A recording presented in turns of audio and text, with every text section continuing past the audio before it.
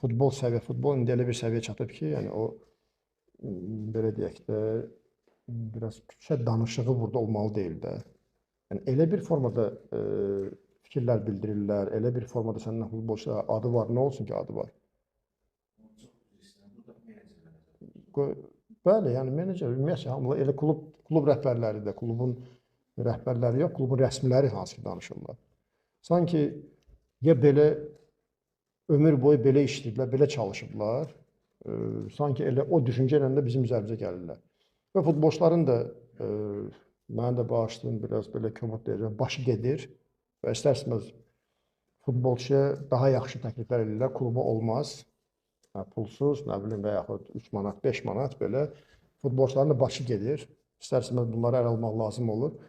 Və sanki bu da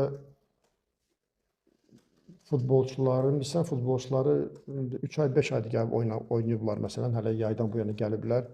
Birdən bir təklif olundu. Bunları düşüncələrində gəlindi, fikirləşin, nə düşünürlər bunlar? Sanki